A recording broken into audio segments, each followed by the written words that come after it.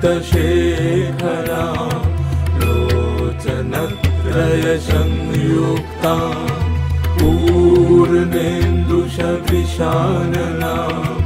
अतशी पुष्पवर्णाभ्यां सुप्रतिष्ठां सुलोचनां नवयौवनसम्पन्नां सर्वाभरणभूषितां सुचारुदशनां तद्वत् दीनोन्नतपयोधरां त्रिभंगस्थान संस्थानां महिषासुरमर्दिनी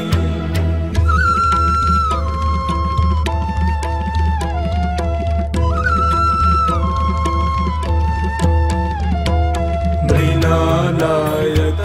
संस्पर्श दशबाहु शमान्वितां त्रिशूलं दक्षिणध्येयं खड्गं चक्रां क्रमादधत् तीक्ष्णबाणं तथा शक्ति दक्षिणेषु विचिन्तयेत् खेटकं पूर्णचापञ्च पाशमङ्कुशमेव च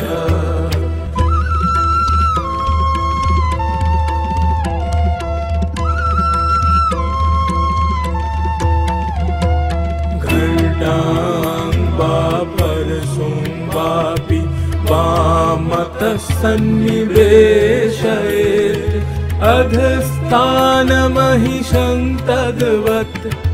विशिरस्कं प्रदर्शयेत्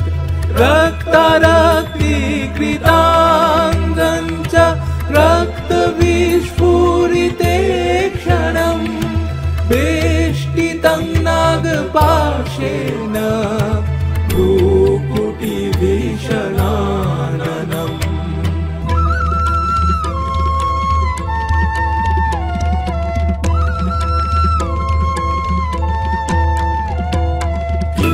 किञ्चिदूर्ध्वं तथा वाममङ्गुष्ठं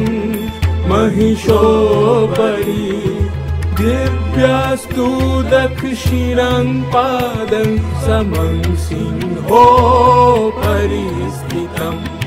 स्तूयमानं च तद्रूपममरैः सन्निवेशयेत् प्रसन्नवदनां देवीं सर्वकामफलप्रदाम्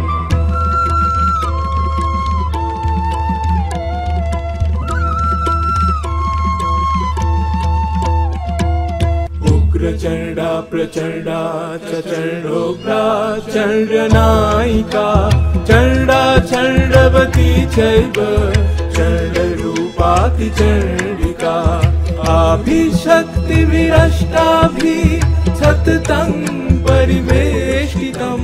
चिन्तये जगतां धात्री धर्मकामार्थमोक्षदाम् धर्मकामार्थमोक्षदां धर्मकामार्थमोक्षदाम् जयन्ती मंगला काली भद्रकाली कपालिनी दुर्गा शिवा क्षमा धात्री स्वाहा स्वधा नमो